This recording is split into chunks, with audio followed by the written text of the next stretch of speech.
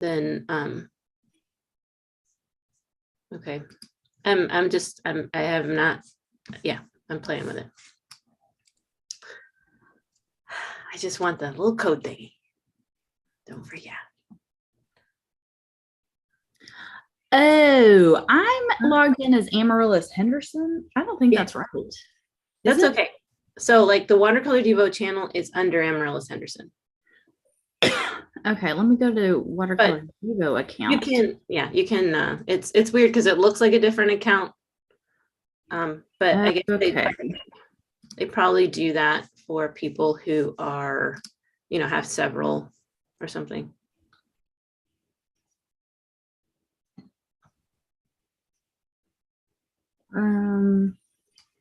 Yeah, well, that didn't really help. Wait. What? This said the stream was finished and we just streamed this. Oh my gosh.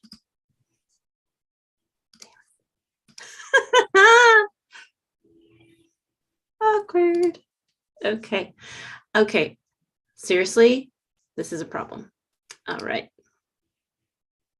Are we on now? I'm gonna seem like such an idiot right now. Turn this off. I think we are, and that's okay.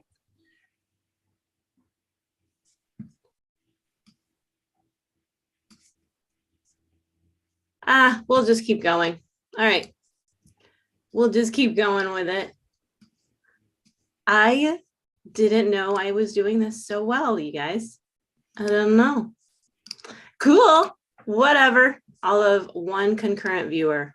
I think we are. And that's okay. I'm going to turn that mute down. Okay. This is going to be fun to watch, guys. We'll just keep going. All right. We'll just keep going with it. Chat, because that is fun. I was doing not at all the start I was expecting to have, but here we are 15 minutes early. That's okay.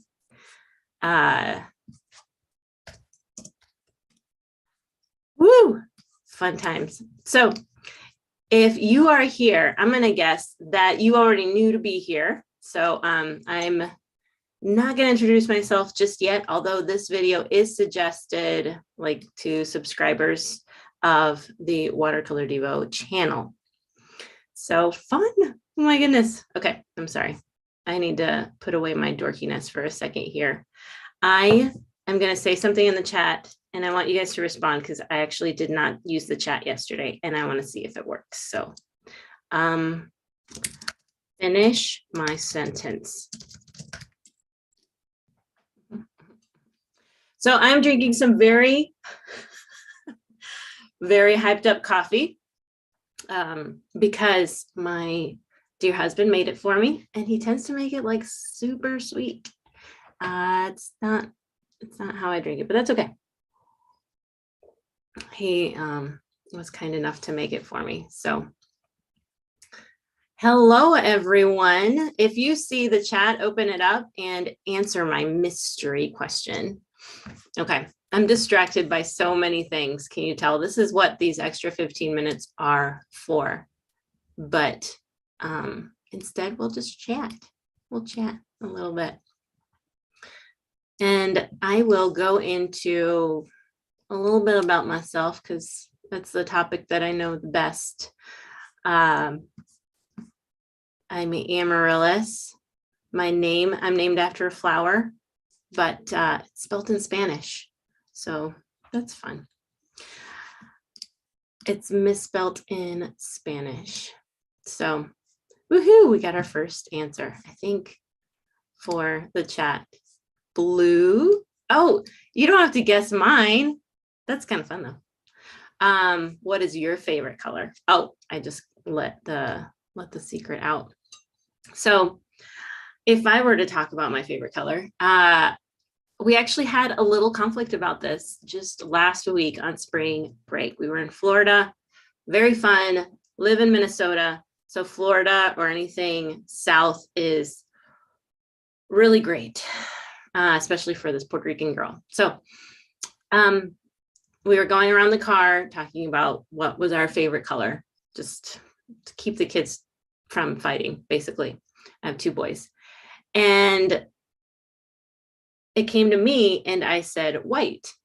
And my husband, Ryan, is like, white's not a color. That does not count. And then the boys were divided, as they tend to be. One is kind of a mini me, and one is my yang, the yin to my yang, the yang to my yin.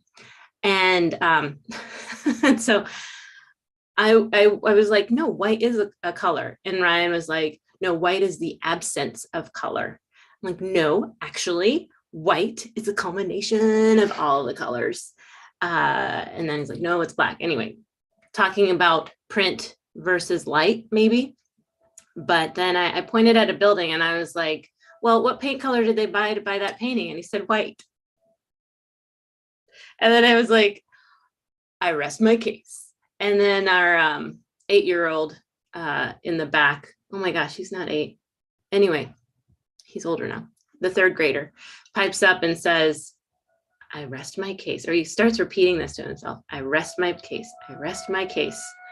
Because he's always looking for some jargon to throw in. He's like at that age.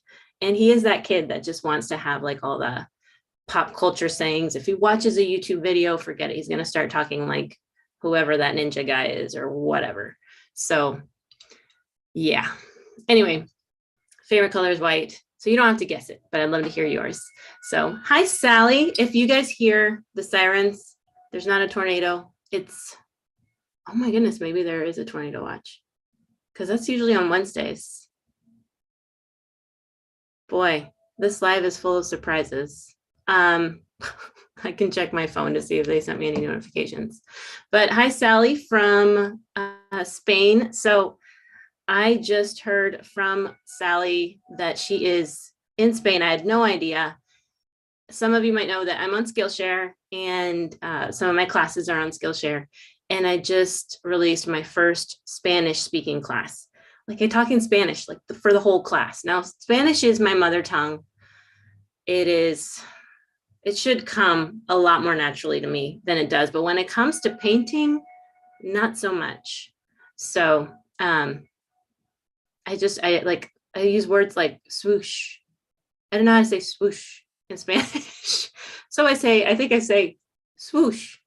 See, there's a difference. And so it was a little intimidating to do this class. In total honesty, since you guys are here early listening to me talk with the sirens blaring in the background, I don't know if this live is gonna go on much longer. How funny. I recorded the talking heads twice because a little bit of me and a little bit of the audio not sounding that great. So I'm all set now. I'm very reliant on the one microphone I got. It's like my 3rd Yeti, but and then there's also the added challenge in Spanish of the accent. So everyone in Hispanic countries comes from different places, or obviously it comes from different places, but has like a different flavor to Spanish, much more so I would say than well, there's more variety, let's say, in the accents. And I'm Puerto Rican, so to put it into context, it would be like a New Yorker accent. Like it's very marked. Puerto Rican, Cuban, Dominican can sound similar unless you're one of those, and then you know who's who. So just everything that anyone has ever said about my Spanish accent or lack thereof in some capacities, just like flooding into me when I'm teaching. And I pushed through that and I'm proud of that. So coming back to you, Sally, I'm glad that you enjoyed the class because I needed to hear that. And I really appreciated, she said that since she is an expat living in Spain, it was kind of an added way to enhance her language learning, being able to combine painting with learning Spanish and practicing it and hearing it a little more. And that's kind of one of those unexpected benefits of teaching. There's actually a lot of things that I've learned and benefited from in teaching. So anyway, thank you for saying that. All right. So Elizabeth said, your favorite color is chartreuse. I like how specific that is. I'm going to shut the door in case our cat wants to come in. He might poke from underneath the door anyway. So anyway, Sally said, same here. We have Valenciano too. That's almost French. Oh my goodness. And I remember I've also had or tried to learn Portuguese because I thought, yeah, it's close enough. I bet I could do that. And then I got a couple, this will date to when I got into this. I had a couple of CDs and one of them was Shakira in Portuguese. I think at the time I had one of those subscriptions where you get like a different CD or a number of CDs a month. And yeah, that was one of them. So I was like, hey, what the hey, let's do this. Totally dating myself, but I'm among friends. Very fun. I am so eager to get going talking about what I wanted to talk about today, because it's really fun for me to teach and to talk through these things, connecting the dots, because they're all there, and I see how it's hard to see the connections, and it's almost like you have to hear it enough times to make the connections where you're like, oh, I already heard that, but I hadn't heard that. Oh, I already heard that, but not quite that way. And that's how learning is. So if you have ever watched a movie 2 times, right? You pick up on different parts. You read a book, and then you start to connect the dots with other conversations that you're having that have relatively, nothing to do with what you're learning or had read in this book. And there's that association. And I know that it's been given that our, I don't know, little worlds have been made even smaller with the internet and how we're catered to according to what we're interested in. And then we can create these connections that can lead to false assumptions. I feel like that way of thinking and learning has been poo-pooed on lately, but it's actually a very powerful thing. So if you hear me say some things that you're like, oh, I already knew that, I bet you that in a little while there'll be something that you hadn't heard or you hadn't really made the connection to yet. And I'm doing it myself, and it's pretty exciting. And it's exciting to look at my past and compare it to other artists in my sphere of circles that have gone through similar things but are in different industries. If you didn't tune in for the live yesterday or didn't watch the replay, I am showing the replay so you can watch it later. I think the comments didn't come through. Sorry about that. I'm not sure that the comments will show through on this one. I couldn't figure it out. So that's okay. If you want to leave me a comment now, you want to do that after the live, because I might miss it while I'm presenting. Although I do have my little team of Lindsay behind me, not here, but somewhere else, who is making sure that I don't miss any questions in the chat and sending them to me to make sure that I cover them. So if you have a question, do feel free to put that in the chat. If you have a comment, it might get missed because we're wanting to focus on the questions. All that to say that when I was talking last time we were live yesterday about this time, I was talking about how this is a primer for the pro course. Full disclosure, since we're still 5 minutes before we start and I'm telling all my big secrets, I'm not 100% thrilled with the name pro for this course. Like, I feel like it can be intimidating, but since I am such a dork and love alliteration and acronyms and puns, playful ways to use words, it is an acronym for polish, repeat, output.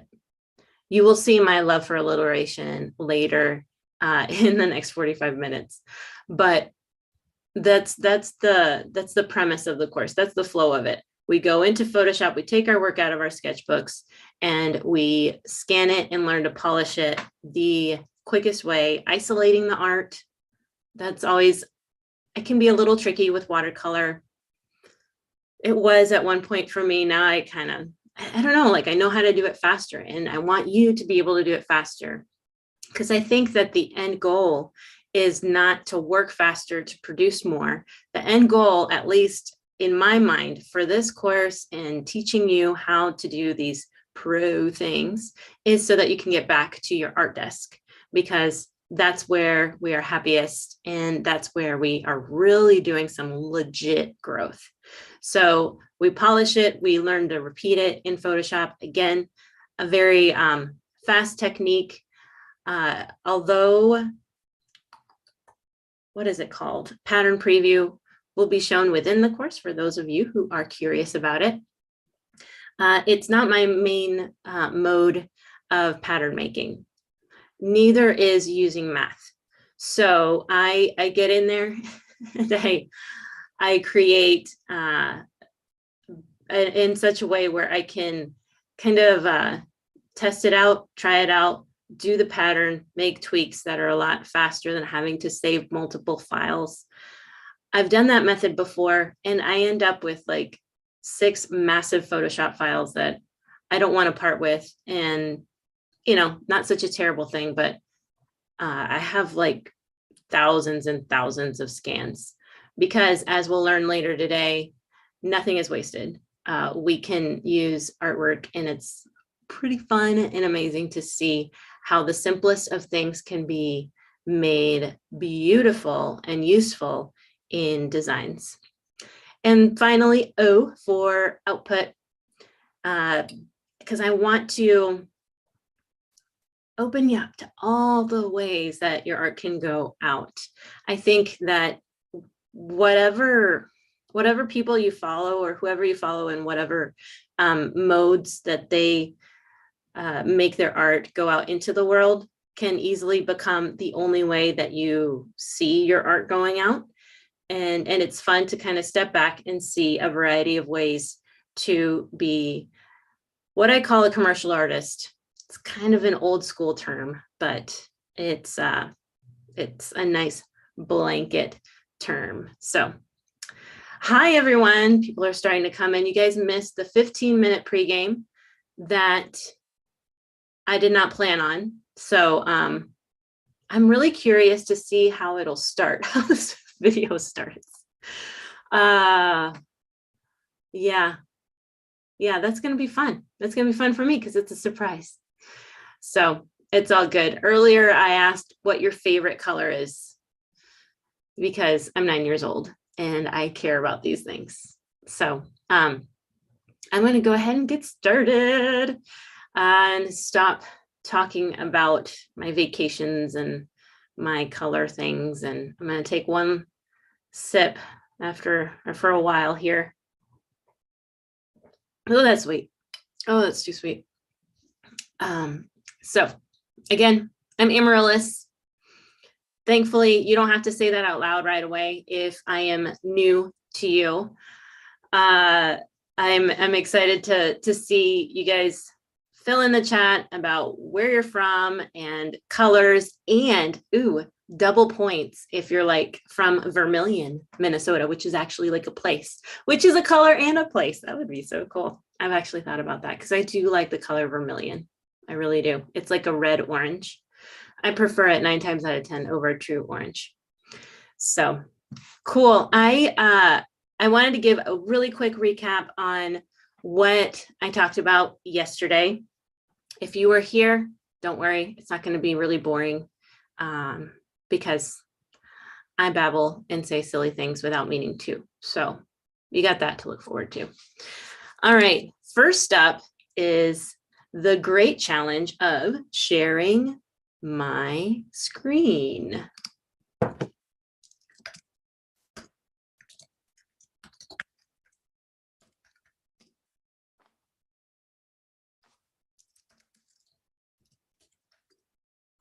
All right, share screen. I can do this. I can do techie things, and so can you. Let me tell you, techie things, man. it always, I'll tell you what's the kicker about tech is that it always seems like it's going to be very simple. So if you feel like, oh, I thought that, you sold this as being simple, I get it. And that's why in the course I include so many lives, because I want to be able to go over things again in case you need that, because we all do. We all like a little review. Even me. All right. Getting all situated here. It's all good. All right. So today we're talking about driving your art places. I kind of like that picture. Yesterday I made the analogy of riding a horse. That was actually the first time I've done that. So I'm still working on that analogy.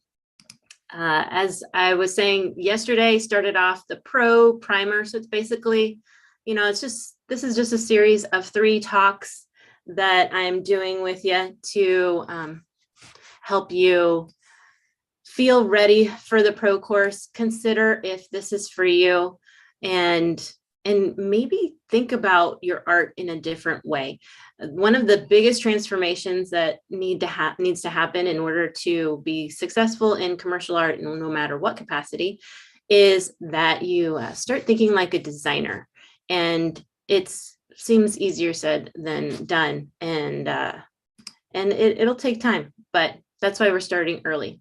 So this is my face, as if you haven't seen it yet. This is my element. So you'll usually see me in this setting with my paints behind me. I have 2 separate computer desks, or 2 separate desks, one for my computer and one for art, because I think so differently. It's like my posture is different. That's why I stand at this desk as much as I can. It just feeds what I'm going to do next by having different places and different postures. So I teach a lot online. So you probably have seen this face. I think this is a clip from Watercolor Animals. And then behind me, beautifully placed, are a couple of books that I've written. They are how-to painting books called Expressive Little Faces and Expressive Little Animals. And then to my left, your right, you see a little peek of some of the products that I'm most excited about. Tabletop is just so fun. It's just so 3D.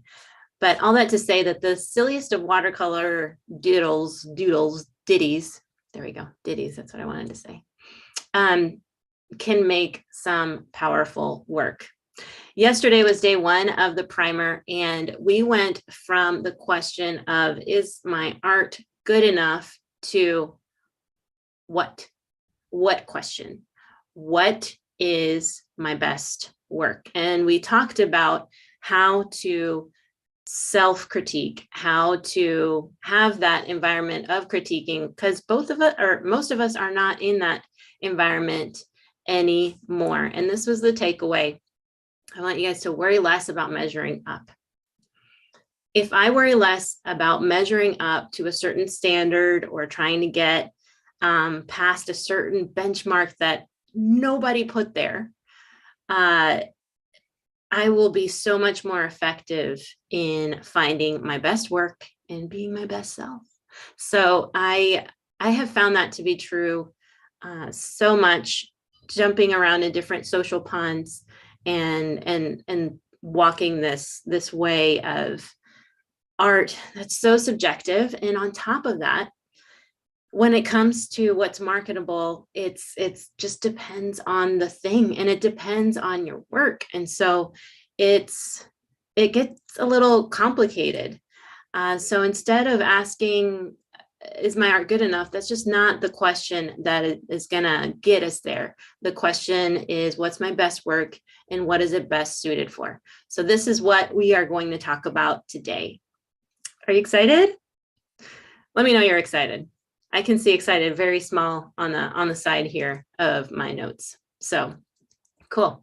The first step is going to be to learn the strategy of art curation. Now, notice that I did not show you that slide first, because art curation sounds a little intimidating, and it should be. I mean, it's an art form in and of itself, but you only have to become an expert at your own art. So that's a plus. You can learn to curate your work. If you've got stacks of sketchbooks, tell me that you do. You're my people. You're in a good place. I don't personally like to show my sketchbooks very often. Rarely do I do that. And it's not that I'm such a private person or my work is so personal, although there will be some things in there that are probably too personal. That is part of the answer. But it's just that my sketchbooks are a mess. And you know what? I'm making that promise. I'm going to show you some sketchbooks. Scratch all that. Let's do it. I'll show you some of my sketchbooks and how we bebop from good pieces to not so much good pieces, some kid scribbles, some journal entries. It's a mess. And if you have a stack of sketchbooks, you're doing it right. Okay? You're doing it right. So art is my craft and my passion. It's my enjoyment.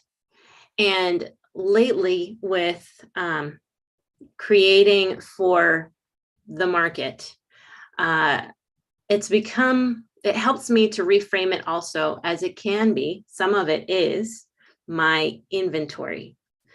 And I don't think that is a term that we hear enough. And it's something that I came to understand when I started doing trade shows. When I exhibited my art in trade shows, I realized that these are the products I have on my shelf, and it's my artwork. And people may use it for different purposes. But if I'm thinking of my art as my inventory, then I need to be able to curate and understand what my best inventory is. So just like scientists that need a lot of data to create the best conclusions, we need a lot of work to go through. And that doesn't mean that all the work is stunning. Disclaimer, this video shows one of my favorite drawers. I have lots of other flat files, drawers behind me. This is my floral one. Easy for it to be pretty because hello, florals are fun. And yet another drawer can be just as useful in creating or finding your best work and curating out of it. Don't feel that you need to be overflowing with art in order to do anything good or in order to distill some good work. Today, I want to show you how. So what we tend to do with art is we look at each piece. And yesterday we were talking about creating our best work or finding our best work amongst our work. And we tend to judge it a little differently than we need to be judging it. And so today I want to open your mind to thinking of your work, looking at your work through a different lens to see what is marketable, what of your work is marketable. And you'd be surprised, maybe you will be, of how simple it can be. Probably one of the most frustrating things about this industry, it can be frustrating, is that amazing doesn't equal marketable, and marketable doesn't equal amazing.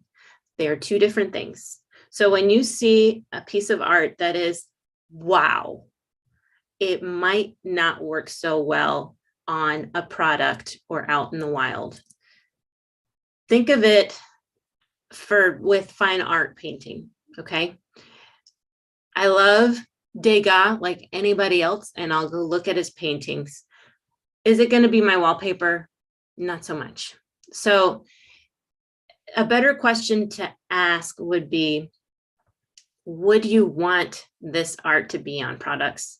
Because commercial art is not about making the cut. It's not even about best, great, or even good. It's just about what suits. So we need to start thinking like a product designer. Starry Night, another famous painting, works fairly well as a wallpaper because it's a scene, because it's got more of a monochromatic color scheme, et cetera, et cetera. So I want to start looking at or I want you to start looking at your work and considering what would work well. And I'll show you a little more about that. And this sounds kind of silly, but something that has been incredibly beneficial, and you won't be able to do it in the next 45 minutes while we're on this live, it's snowing outside, is to go shopping. One of the places that I love to go shopping, I think this is the Mall of America, Minnesota. One of my favorite places to go shopping is TJ Maxx and Home Goods, because they have a variety of home decor type things, and those are the industries that I'm interested in.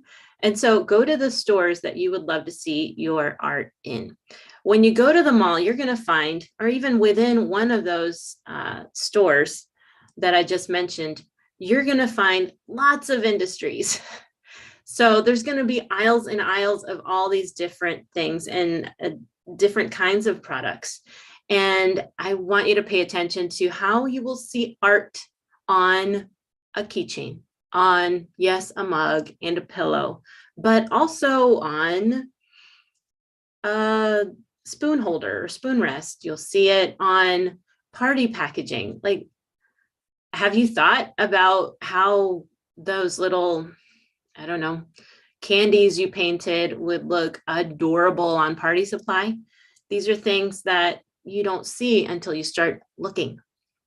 So I've tried to categorize these a little bit for you just to give you a starting ground, but there is a ton of overlap. I just want to keep it simple. But let's say if we're looking at your work, and I can't right now, but if we're looking at your work, if you're looking at your work, because you're learning to curate your own work, you could think your work is very cartoony, or it's very realistic. Maybe it's sophisticated. Maybe it's playful, somewhere in the middle. Maybe it's colorful, monochromatic, et cetera, et cetera. And I kind of clumped these very general. Again, if you've got some heat to send me, that's okay. I get it. These are not definite answers, but I want you to have a starting ground to say, you know, my work is kind of this way. So in the yellow section, I'm thinking fun and playful motifs work well there. Seasonal motifs work well there.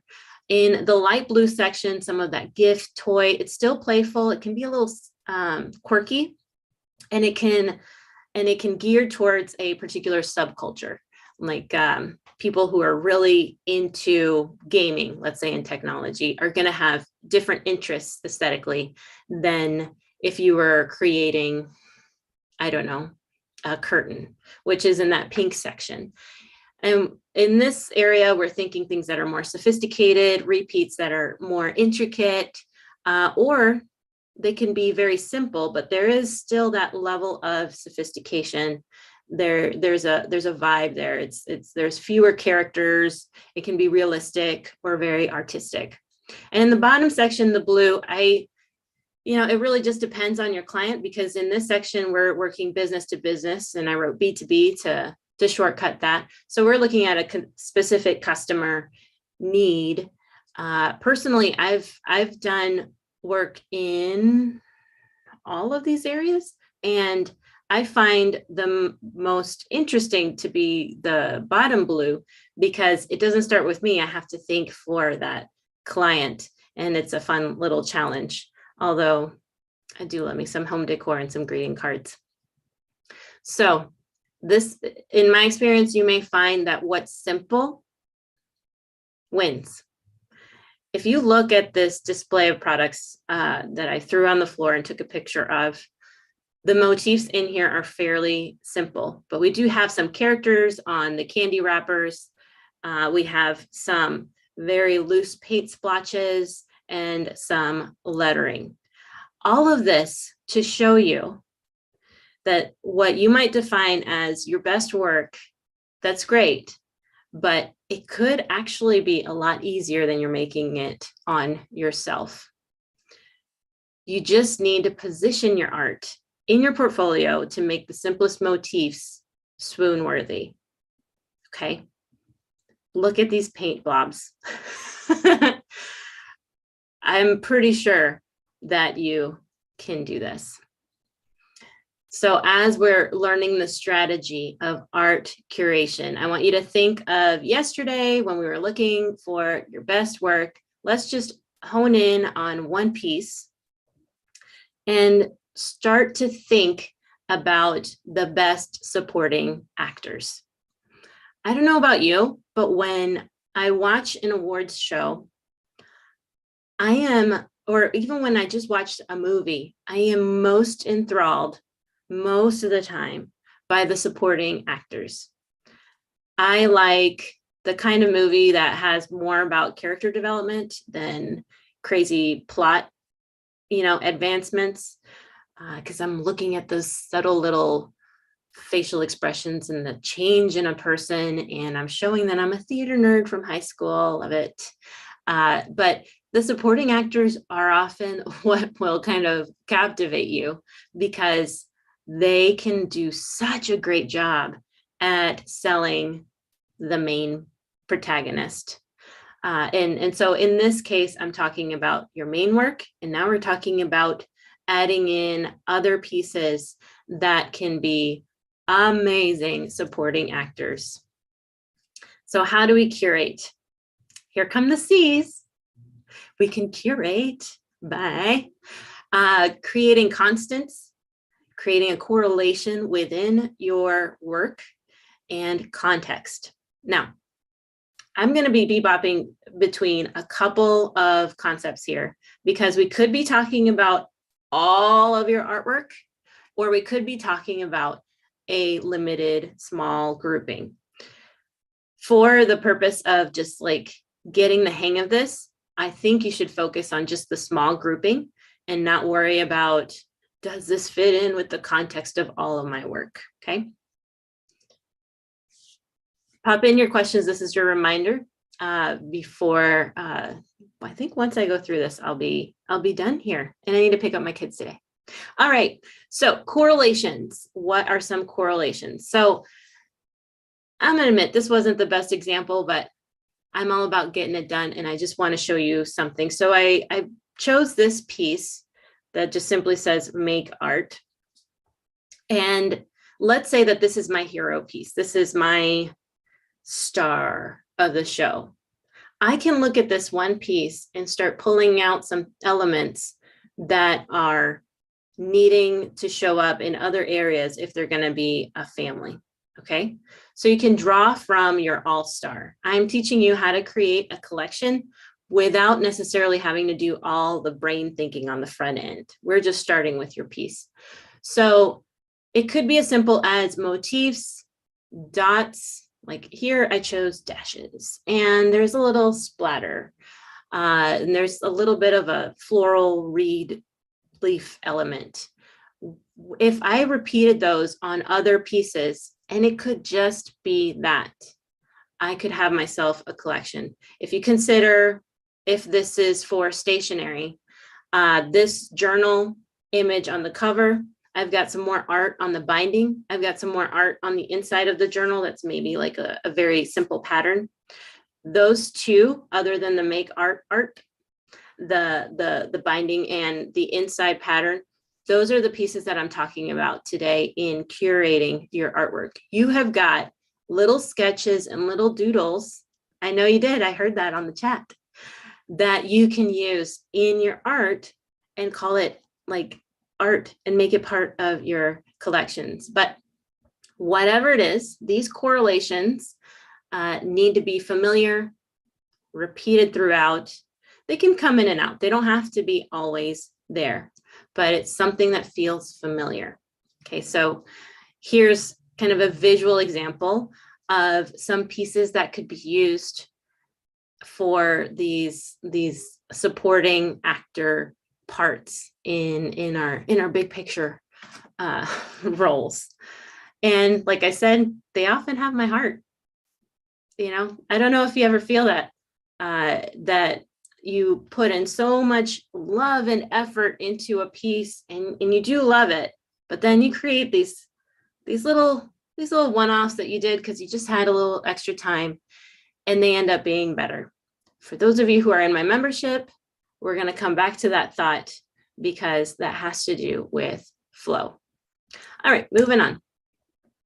The second thing to consider in curating your work and curating a collection would be constants. So that sounds a lot like correlations, but this is the difference. They are non-negotiable. So they are always present. These are trademarks. And if we're talking about all your body of work, it could be your style. If we're talking about just this small collection, it could be your colors. So in either way, you're creating harmony. And these are things that we're not going to fudge on. We're going to keep them consistent throughout the collection, the set of work. Here are, oh no, I didn't change that image, boo. But here are some ideas of constants. It would be colors. It could be, I always have florals. It could be, my style is this or that way. I know that those are big, lofty terms to throw out there, my style. But what are just a couple of words that you want somebody to describe your work with, or this little grouping with? Finally, context. So you might have heard this term collection a lot. I'm going to come back to it again, but it's really, the heart of it is just creating context.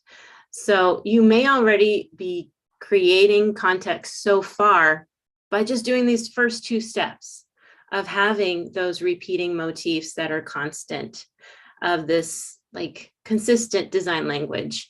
And then this design language that includes color and these things that you're already forming an idea about this piece. And you didn't even mean to.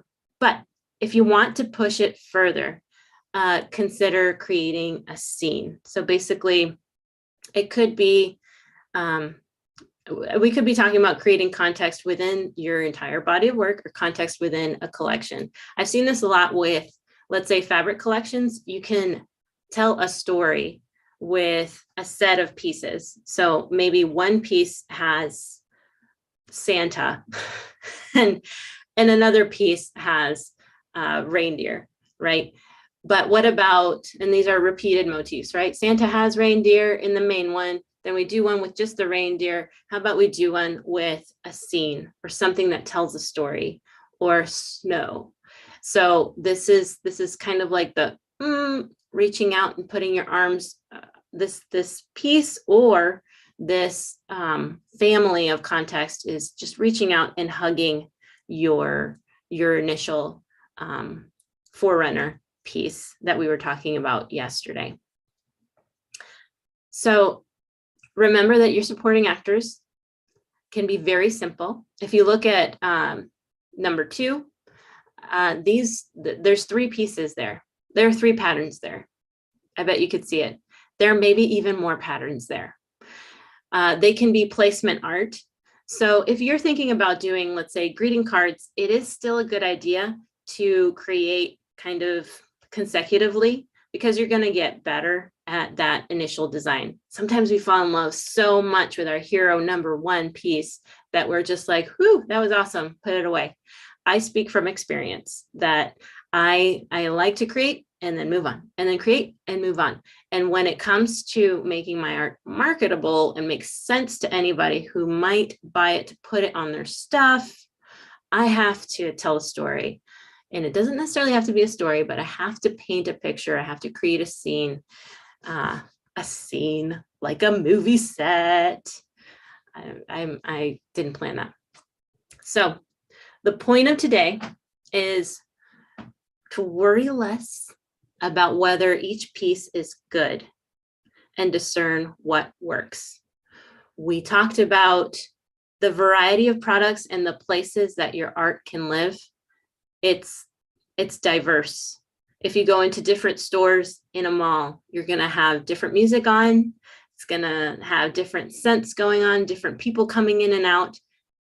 Each one of those stores is representing just a little picture of how big the market is as far as what kind of art it demands. So we first looked at the products and how you can look at your work and let your work guide you. I very much want you to get out of your head and just look at what you're creating and let that steer you, because that's already where you're at. And if we follow that piece, or that piece that we want to move forward, the other things will fall into place. Then we'll find our supporting actors, we'll create our collections, and we'll know where we want this puppy to go. So I think we are doing a great job moving away from the idea of, I don't know if I'm good enough, to you can totally do this. Because if you can do blobs, you can do this beautiful pattern. You just have to learn the skill and curate it, position it well, pitch it so that other people get it too. And it isn't just this one-off thing that you created and yay, we're done. Instagram loved it. We're going to move on with our lives. We're going to take our art and believe in it so much that we're going to show it to some people or put it out in the market ourselves, to even be further excited, validated, see this piece come to its like fullness, full circle, as we find our own unique path, our own unique creative calling. Yesterday, we talked about self-critiquing your work. Today, we talked about curating it for a specific market. Once we get the hang of that, it will be a lot easier to then understand how to create a collection from scratch without having created the art yet, but to know this is what I want, and this is where I'm going, and this is what is trending, and this is what would work well. And I have a more detailed process on creating a collection, and that's what we talk about in week 1 of the Pro course. So that's it today for the Pro Primer, to tell you about what's coming tomorrow. We're going to take our eyes off of our art for a second and get to the heart of the matter, which is ourselves. So you have what you need to know to look at your work. And if you want to join the Pro course, you're going to know what to bring, what pieces you want to start working on.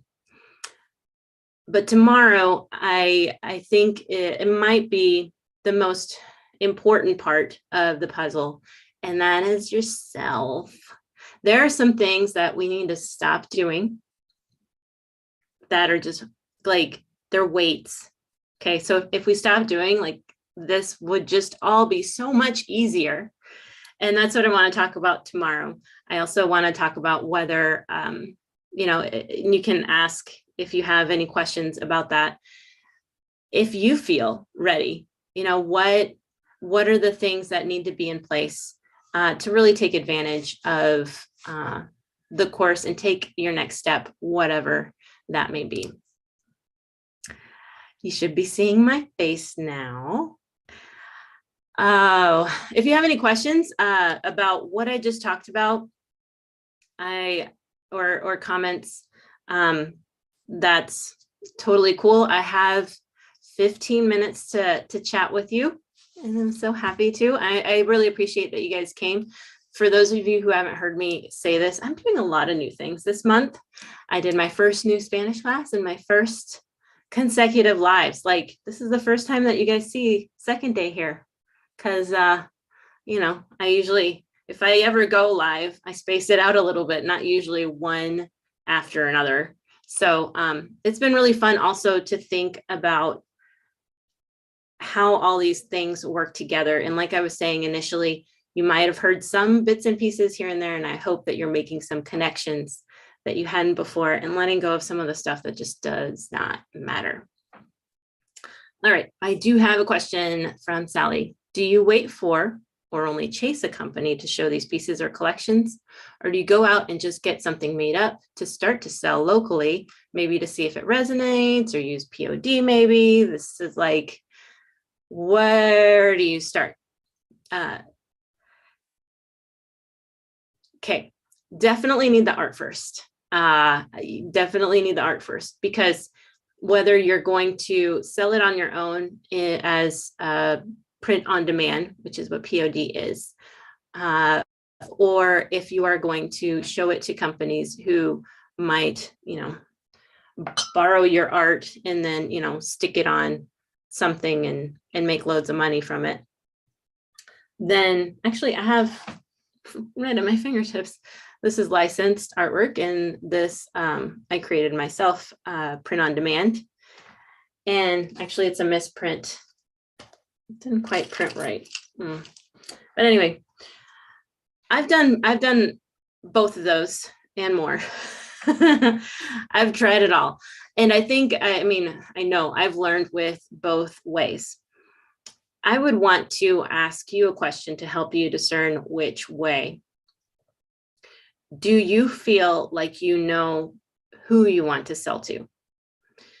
So if I know that I have a very particular market, I want to sell to 14-year-old girls that love rainbows and unicorns and koalas, and this is all I do. This is what I do, and those are the people I want to sell to. I would suggest just going for it. If you're not quite sure, I think that's kind of how I got my bearing, is through licensing, because they would ask for things from me after seeing my portfolio. So the portfolio comes first. And don't be scared by the word portfolio. It just basically means people can see what kind of work you do. All right, no big deal. Then they would see what I did, and they would be thinking about their product, and they would do the matching of the product to the art, and maybe even ask me to do particular art for that product because they have their own design briefs already laid out. I think that a lot of us just wish we could see those design briefs like now, and then we create the work, and then maybe they'd like it. And I totally understand that feeling, because I feel it too, where I want to know that the time that I'm spending on this piece is going to get me somewhere and is going to pay off. But it doesn't work that way. And it also expresses a lack of love and confidence for your own work. I need to believe in my art so much that I will show it to people. You can sign up to be to have an agent or to be within a large agency. There's a little difference, a nuance that I said there, because an agent might have anywhere from like 9 to 30 artists, 35, and an agency will have hundreds. So it's kind of like Shutterstock for art licensing. And you can join them, and then you probably won't make very much, putting that out there. You will make something, but it does kind of train you for what kind of work people are reacting to, these companies are reacting to, what they need. If it weren't for having done that 10 years ago, 12 years ago, I wouldn't have validated my lettering so much as I have come to. Like, I would think that the lettering needs to look a certain way. And if you noticed in the lettering in my work, it's like very like loose and casual. And it wasn't until people started asking for it that I realized, oh yeah, because that's like that and that. I get it. There's a place for that. So I hope I answered your question. Another question from Teresa, do you put your art on Shutterstock or similar sites? I personally don't. I really don't throw shade at anybody for doing things any way they want to. The proof is in the pudding. So I think that a lot of times we have to dabble into trying different things to know our way. I will say that, there are pitfalls to all of the ways. And particularly with Shutterstock, it would be you're more exposed. People can rip you off. But I try to keep away from the fear of being ripped off, because it has kept me from creating work that I really stand behind and I am willing to share openly. So what I'll often do actually is I will show on Instagram a piece that I'm creating, but I don't often show the finished design. That I keep for the art directors if I know that that's where that art is going to go. Every so often I'll show the design just to show you guys that, I know how to do it, and it's fun to fill the whole square with color instead of a white desktop with a little piece on it. But like I was saying, I fight that fear of getting ripped off. I have been, but I actually received this advice from Victoria Johnson, and she was very blunt, and she probably doesn't remember this, but she was like, "What are you gonna do? What are you gonna do?" And like, if you get ripped off, what are you gonna do? And I was like, well, I can do this and I can do that. And her advice was, you know what, I just create so much and so fast that I just don't have time for that. If someone is trying to copy my work, they can have at it. They will not have, now I'm adding my own words, they will not have their own, they will not have the measure of success that you would as the artist creating the work. I also love that we are traditional artists. And so it's hard. I actually expressed some of this to the owner of a large fabric company that I'm not with, so I don't want to say, but she said, you don't need to worry about that. You don't need to worry about people copying you. This is so hard to copy because it was handmade. And I'm like, yes. It's not entirely true, but I'll take it because I need all that gusto behind me. All right, here's a question from Elizabeth. Can you be a successful commercial artist without an art degree? Absolutely. So when I was in art school, the whole idea of art licensing or surface pattern design was not so much a thing. I was taught to go into editorial, book art. What else? It feels so long ago.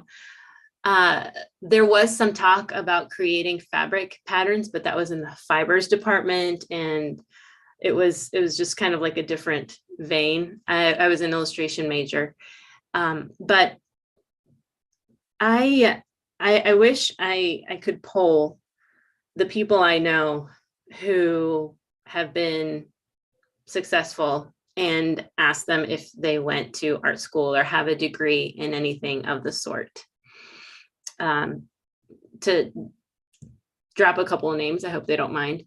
I don't believe Dylan Mierzwinski did. I know that Bonnie Christine didn't. And I can think of so many others that they did not go to art school, but they understood the principles of design and loved what they created so much that they believed in it to keep moving forward.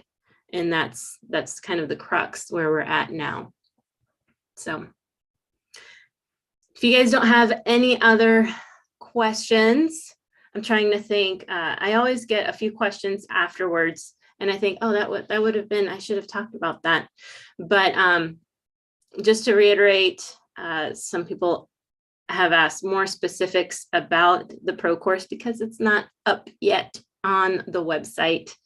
watercolordevo.com/pro is maybe where you signed up for this primer series, but right now it doesn't have like all the details. So I'm just going to spew a few details because that's a lot easier than putting it all on a web page. So in case you're wondering, that way I'll just throw it all out there. And yes, I will still have to create the web page. But before I go here in these last 5 minutes, I could take one more question, but I'll talk about the course. It's 5 weeks. And what we do is, as I said, with the acronym of PRO, polish, repeat, output, we go through that. I have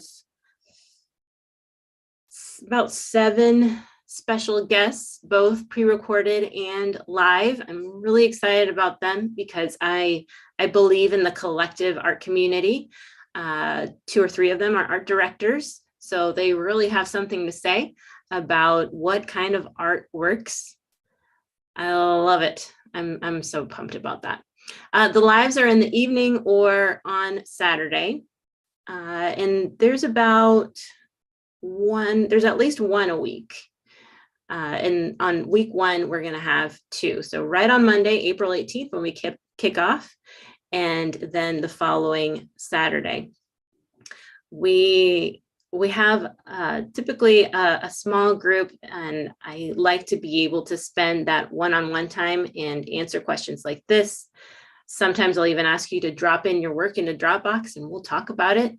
We'll deal with the problems, the hangups that you might be having. If Photoshop is new to you, it's okay. Tomorrow, I will give you kind of a little quick peek to get you a little more familiar with it and a download of my favorite tools. And the people who come out of this course are just so excited. I was a little overwhelmed by the reviews from last year, because even seasoned artists said that they learned something, and because they have been doing repeats in a more digital format and hadn't validated their traditional work or known what to do with it, because they also like to paint. And it's just been so rewarding for me. I only do it once a year because I do put so much of myself into it. And honestly, I like to make a lot of time for painting. So I want to give back to that. That is definitely my priority. And it's my priority for you to learn and get back to your sketchbooks, and then learn how to design quickly, polish it up, make it a thing, package it up, send it out, get back to your art desk. So that way, yeah.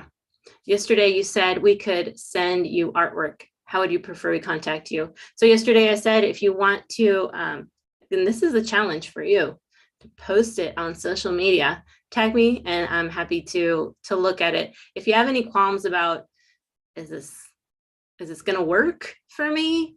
Go ahead and do that. On Instagram, I'm Watercolor Devo, WATERCOLORDEVO. I'm so proud of myself. Another little tidbit about me is I never did well at the spelling bee. Sally asked if the lives were in the evening. Yes. So I'm on Central Standard Time, right in the middle of the United States. And so I tend to like 7 p.m. because it's just after dinner, can kind of wind down, be like, honey, go watch TV with the kids. And we're set to go live. And when on Saturday, typically in the morning, like late morning, mid-morning, about 10 o'clock. So I can speak to that first week because of, I want to maintain a little bit of flexibility until I absolutely need to get real nailed down on times and dates for the sake of the guest speakers. Just want them to feel comfortable. All right, I am off, everybody, because I got to give myself a second to make sure that this thing is saved for those who weren't able to be here live. It's okay. I understand if you're watching the replay. My goodness. So I'm glad you guys are here. I hope this has been very helpful. If it has been, do let me know, because I love to hear what it is, just to hear feedback on what it is that is landing well or making sense.